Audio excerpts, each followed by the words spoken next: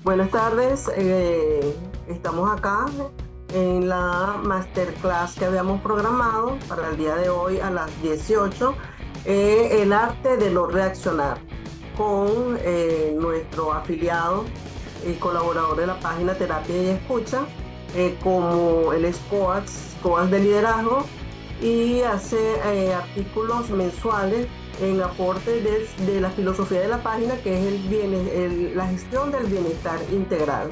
Entonces, en esa línea, le damos la bienvenida a Pedro. Muy muchas gracias. Y muchas veces estamos hablando y me pregunto cuántas veces ocurre que decimos algo o hacemos algo que podemos sentir arrepentimiento a los minutos, a los días o tiempo después de haber ocurrido el hecho. Posiblemente muchas veces.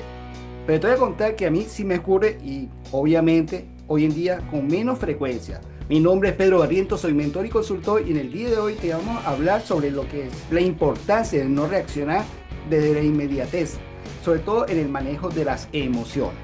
Hoy estás viendo esta grabación y te invito a que nos dejes en los comentarios tu consulta, cualquier sugerencia o aporte que le quieras dar a este video. Básicamente, ¿qué son las emociones? Muchas veces escucho y con preocupación cuando muchos de nosotros hablan que las emociones son malas, que son negativas. Incluso algunos señalan que las emociones, algunas de ellas son buenas y positivas. Sin embargo, de mi experiencia, de mis estudios, podemos entender que las emociones tratan de otra cosa, distinto a lo que habitualmente podemos escuchar o estar repitiendo hoy por hoy. Las emociones realmente basadas a estudios de profesionales no son ni malas o negativas y mucho menos buenas o positivas. Las emociones son incómodas y placenteras. Es decir, podemos sentir algo que sea agradable para nuestro organismo o de pronto que nos genera esa incomodidad hoy por hoy. Para entenderte un poco más, entendemos que algunos consideran que las emociones es algo nuevo y no es así. Podemos ver en esta presentación de que se trata básicamente de que las emociones son algo más complejo en ese sentido. Por ello, te quiero hablar de la línea del tiempo de las emociones. Hoy por hoy, sabemos que los antiguos filósofos griegos han estudiado cómo evolucionan estas emociones a través de la regularización y conocemos el caso de Aristóteles y así va evolucionando en el transcurso del tiempo hasta que llega al famoso científico Daniel Goleman, quien le daba esa versión, ese auge hoy en día que conocemos como inteligencia emocional.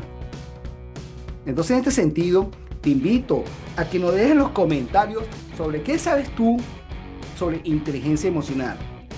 Muchos de nosotros hoy por hoy conocemos y podemos identificar las emociones en función a esta importante película que tenemos hoy en día popular de Disney, que es de las emociones. No sé si Obdulia ves mi pantalla correctamente en este momento. Sí, por aquí estoy. Sí se ve la pantalla, ¿verdad? Sí, sí. Gracias.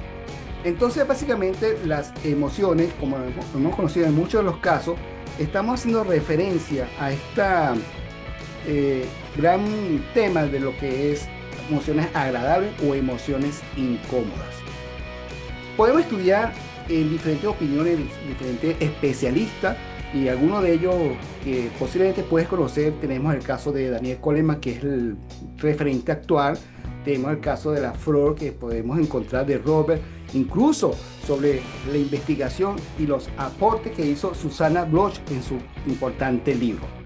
¿Qué ocurre con las emociones? Muchos de ellos coincide en función en los diferentes autores. Todos ellos hablan de la alegría. Susana le agrega que es alegría y risa, por ejemplo. Otros hablan de la tristeza. Susana agrega que es la tristeza y el llanto, mejor dicho. Y así sucesivamente, como podemos ver en esta lámina. Sin embargo, hay autores o científicos que no coinciden. Por ejemplo, Daniel Goleman y Robert hablan sobre el amor o el vínculo que genera como la confianza, mientras que la Susana nos habla de la ternura. O de pronto el primer autor, Daniel Goleman, nos habla de la vergüenza y otros autores no la señalan. Entonces, a la hora de la verdad, según los estudios, dependiendo de cada uno de estos científicos, hay muchas coincidencias y cada uno tiene un aporte de estas emociones básicas, de esta primera línea de emociones que según la combinación se puede relacionar con otras emociones secundarias. Eso es importante que lo tengamos presente porque las emociones hablamos mucho de ellas, pero comprendemos poco realmente. Para nosotros, ¿cómo sabemos que tenemos una emoción u otra? Y esto es importante que lo tengamos presente porque va a ser una piedra angular para dar una mejor respuesta hoy por hoy. Entonces, ¿cuál es el problema que tenemos hoy en día para no responder y arrepentirnos en estas conversaciones que podemos tener con nuestro familiar, con nuestra jefatura o cualquier persona conocida o desconocida? ¿Cuál es ese problema central que tenemos hoy en día? Y se trata que se genera antes de poder hablar. Cuando estamos socializando, interactuando con otras personas, creamos primero un diálogo interno.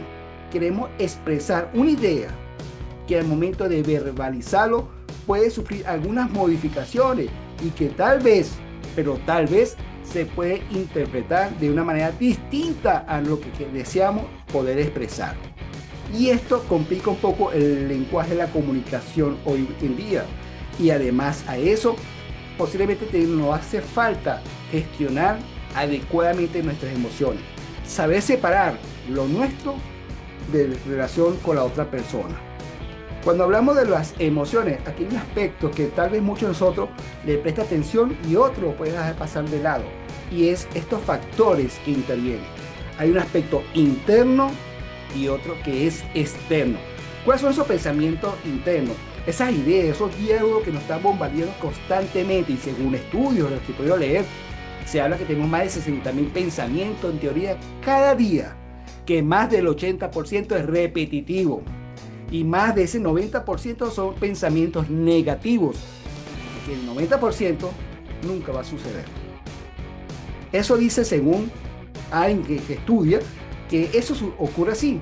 Pero te pregunto a ti, que me está viendo este video y que de pronto dice, oye, sí, me hace algo sentido. ¿Cuántos pensamientos tienes hoy en día que lo pensaste ayer? ¿Cuáles son esos pensamientos de ayer, hoy, se han hecho realidad? ¿Cuántas veces nosotros nos dejamos llevar nuestra vida con esos diálogos internos donde estamos como el cuento del gato? Ese famoso chiste que una persona se accidenta en la vía, se le despicha el neumático y está buscando porque no tiene en la cajuela la herramienta para poder cambiar su rueda. Y toca la casa y se crece el diálogo interno que cuando por fin le abre la puerta dice, toma tu gato, no quiero nada.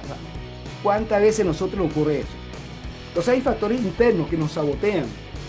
Además, esa sensación al momento de interrelacionarnos con otro, hay aspectos del el entorno económico, la situación política, factores externos que nos agobia. Y esto es importante comprender porque eso nos da oportunidad de poder comprender que a veces podemos estar confundiendo algo tan básico que para muchos es normal, pero aquí forma parte fundamental de nuestra forma de pensar, de la autoconciencia. ¿Será lo mismo emoción que sentimiento? Muchas veces nosotros, y yo soy uno de ellos, fui uno de ellos, que pensaba que era lo mismo. Y en función a estudios y la profundización de este tema, he podido aprender que la emoción simplemente es algo distinto al sentimiento que se conecta e interactúa con él. Esto porque la emoción simplemente es una respuesta bioquímica, una reacción que tenemos por estos factores internos y externos que te acabo de mencionar, que a su vez cuando se genera en nosotros tiene poca duración. Según los expertos de la materia, hablan que la emoción dura aproximadamente entre 6 a 9 segundos máximo, salvo una de ellas, que es la rabia. Esta puede durar hasta 2 minutos aproximadamente. Un poquito más, un poquito menos, en segundos me refiero. Y siempre señalo, a veces nos damos el lujo de estar molestos un día, 2 días, meses o años, por el mismo motivo. Entonces, si esa respuesta bioquímica dura solamente 2 minutos como máximo, la rabia, ¿por qué perdura en nosotros días o meses? Porque no es la emoción, ya la emoción pasó. Lo que está generando es el sentimiento, y el sentimiento simplemente es la interpretación o el significado que le damos a una situación en un momento dado y tomamos la decisión consciente o inconsciente en comportarnos de esa manera.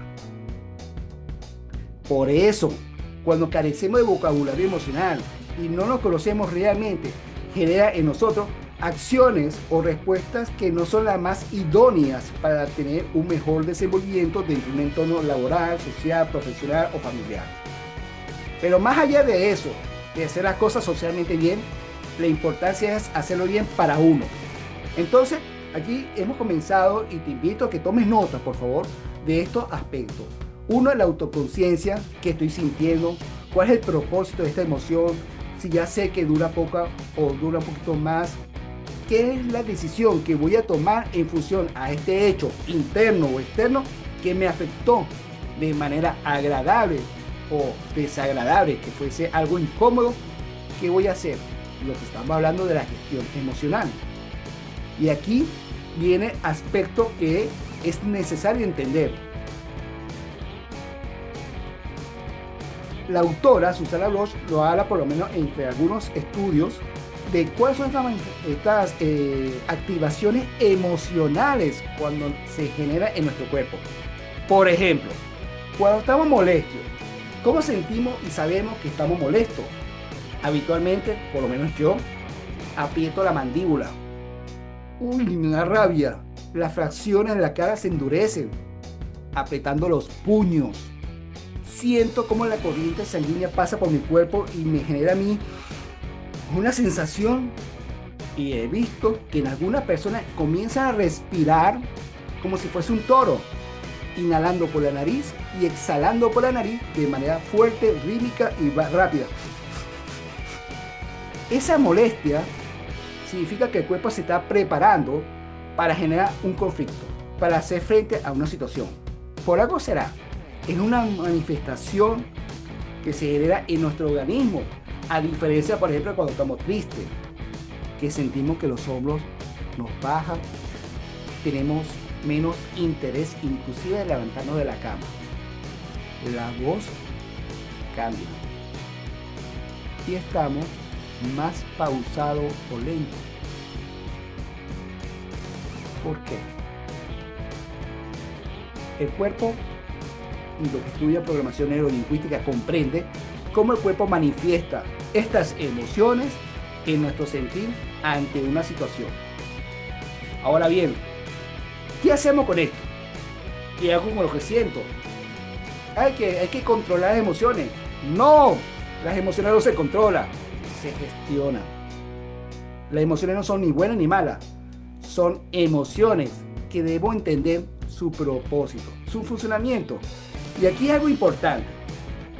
El cuerpo habla, y si lo vemos dentro de esta matriz, cuando estamos contentos, por lo menos yo siento que froto, siento que mi cuerpo se eleva, siento que estoy como que peso menos, que estoy más delgado, siento que voy hacia adelante, porque mi organismo se encuentra con un nivel de hormonas de placer.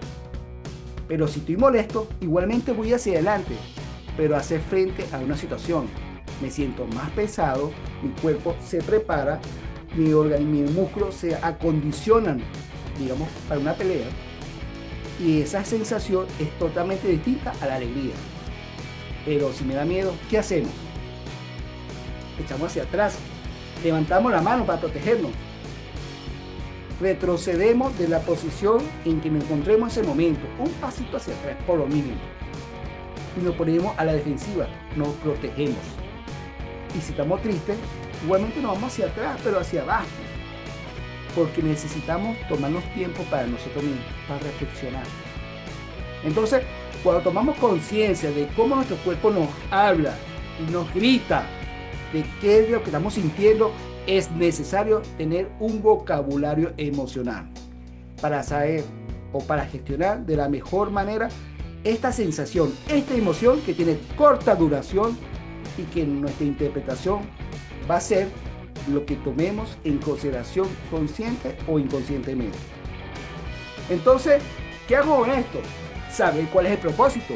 Te invito a que nos dejen en los comentarios si lo que estamos sintiendo en este momento es alegría, es rabia, es preocupación en nuestro entorno que nos esté afectando en la actualidad, y cuál sería el mensaje que nos está pidiendo el cuerpo o nos está diciendo algo para reaccionar en función o en consecuencia para mejorar la situación en que nos encontremos.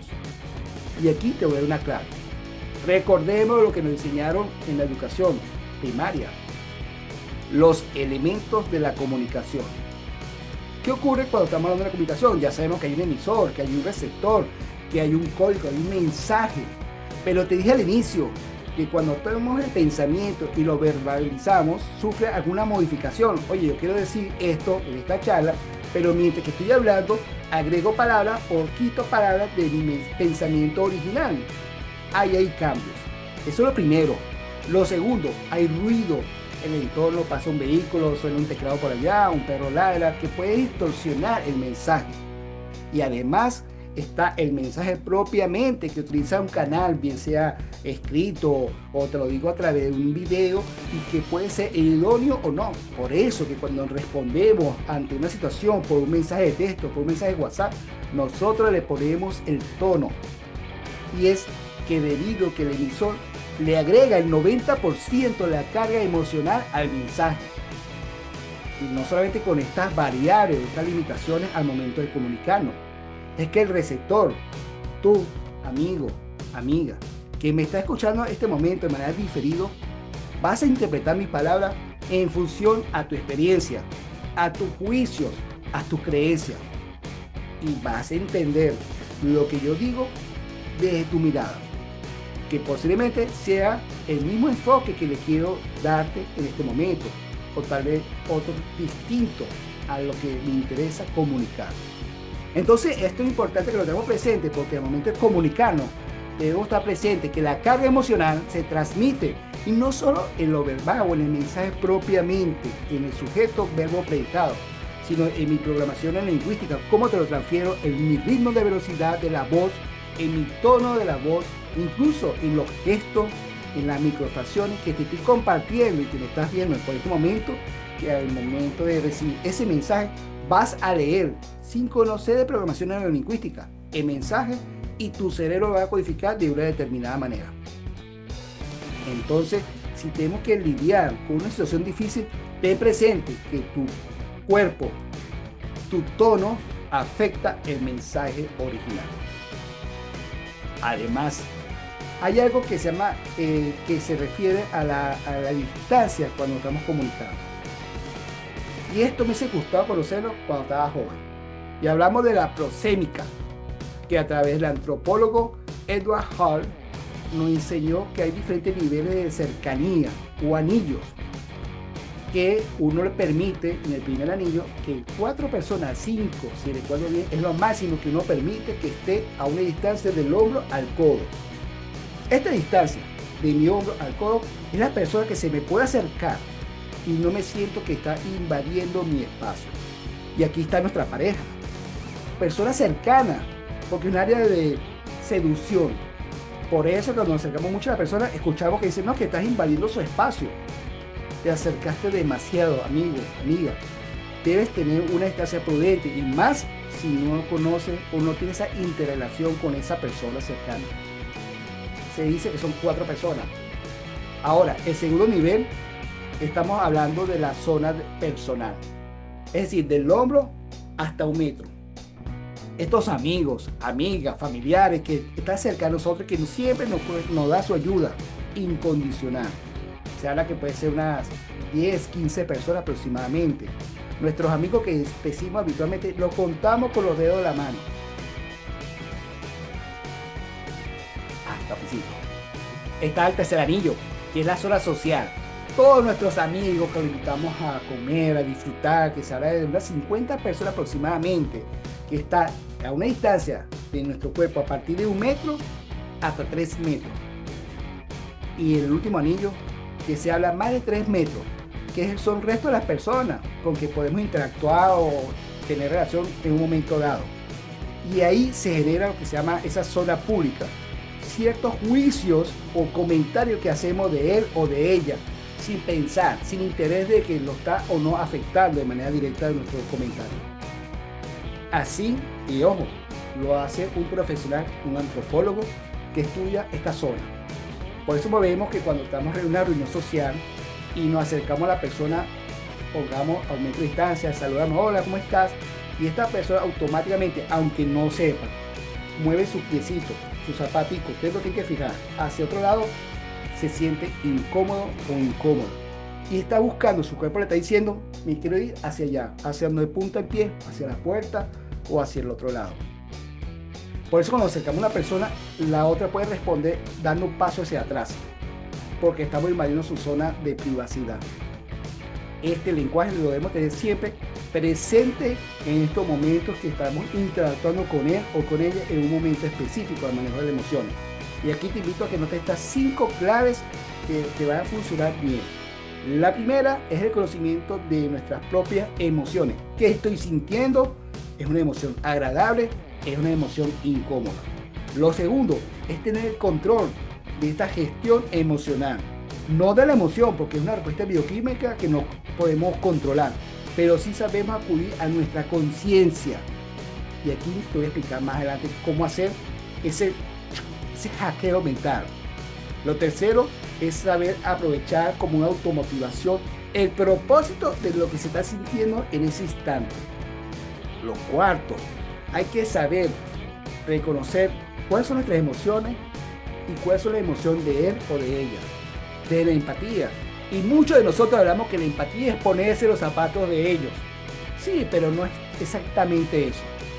Porque, como dice Isaiah Sharon, un gran coach que yo respeto y admiro, él siempre dice, ¿y qué pasa si él o ella mide distinto a nuestro calzado? Es decir, a mí me gusta por ejemplo una zapatilla deportiva y el zapato de la otra persona puede ser de suela. No me siento cómodo. Entonces la empatía es comprender la situación de la persona sin tener que renunciar a nuestro sentir. Eso es empatía. Entender las razones, la justificación de la manera que actúa o promulga él o ella sin sacrificar nuestros pensamientos al respecto. Y lo quinto, tener control de estas reacciones, el autocontrol.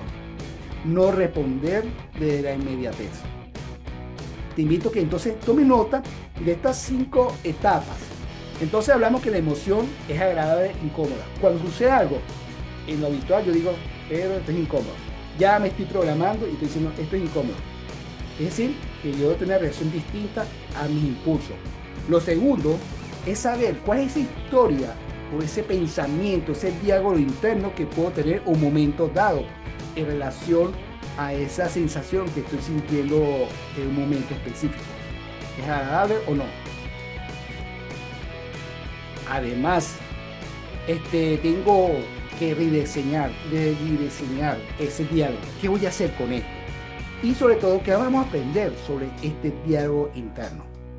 Esto es importante que lo digamos presente porque nos va a permitir a nosotros tener la capacidad de poder responder, no de la inmediatez, como te he dicho varias veces, y aplicar una técnica que me hizo la autora que se llama Step Out. ¿Cómo voy a controlar esa sensación en mi organismo cuando estoy siendo bombardeado por distintas hormonas? Y esa técnica consiste en inhalando por la nariz y soltar o expirar por la boca semiabierta, como si estuviésemos apagando una vela. Relajado, las veces necesarias, y automáticamente va a neutralizar la emoción. Y sobre todo tener un vocabulario de la emoción. No sigamos repitiendo, ay, estoy alegre. No, ¿qué significa para mí alegre? ¿Cómo se comporta el organismo? ¿Cómo funciona mi cuerpo? ¿Cuál es el propósito de la alegría? Porque el problema no es la conversación, el problema es esa gestión previamente de la emoción que se está sintiendo. Y te dejo esta tarea para que las puedas hacer con calma. Congela el video, toma nota, identificando el paso número 1. ¿Qué emoción sientes hoy en día cuando tienes esa conversación incómoda pendiente? Y pasa después, una vez identificada la situación, al paso número 2. Y responde, ¿qué historia te está contando esa persona? Que no se compromete, que no quiere hacer la tarea, que no te respeta. ¿Cuáles son esos comentarios, esos juicios que puedes tener? Una vez que lo tengas en tu cuadro de trabajo, utiliza el paso número 3. Detecta el impacto. ¿Cómo será tu tono de voz cuando hable con la persona en esa situación? ¿Cómo te verá él o ella al respecto? ¿Cómo te va a responder? Y así estarás listo o lista para el siguiente paso, que sobre todo es poder hacer un reencuadre del pensamiento. y no responder de la manera reactiva, sino aplicando una metodología de una escalera, observando en función a hechos, no a juicios. Oye, vamos a revisar porque últimamente las 3 reuniones no has cumplido con esto. Háblale con hechos, no desde tu perspectiva, sino con fundamento, invitándolo siempre a que piensa que se pueda mejorar en esa situación. Básicamente no necesitas eliminar la emoción, hay que saberla gestionar adecuadamente. Cuando nombras la emoción, vas a reducir la intensidad. Cuando la cuestionas en esa narrativa, vas a cambiar la forma de pensar del comportamiento. Y cuando cambias la interpretación o ese sentimiento, estarás eligiendo una mejor conducta al respecto. Que la conversación no cambie tu forma de liderar tu situación, sino más bien qué vas a hacer hoy, esta semana o los próximos días para gestionar de una mejor manera esta reacción. Te invito a que pueda visitar, porque solamente por el día de hoy estará disponible totalmente gratis mi segundo libro, que es El Camino hacia el Autodescubrimiento. Coge la pantalla, escanea este código de barra que lo podrás descargar de Amazon sin ningún costo. Y mi último libro, quiero decir, El Viaje del Liderazgo, estará en un precio oferta. Lo puedes hacer para que aproveche el día de hoy. Además, invito a que visites la página web de Obdulia, terapiayescucha.com, donde encontrarás contenido de valor y metodología o herramientas útiles que te será de gran utilidad hoy por hoy. Esto tiene un propósito, que podamos escanear este código QR que está disponible por este mes para que puedas bajar contenido, información y así poner en práctica, con ejercicios prácticos, todo este contenido que hemos hablado en este overview de inteligencia emocional. Te quiero agradecer en nombre de nuestra parte, nuestra Obdulia y mi persona, el tiempo que nos tomaste en este video y nos vemos en un siguiente video. Gracias.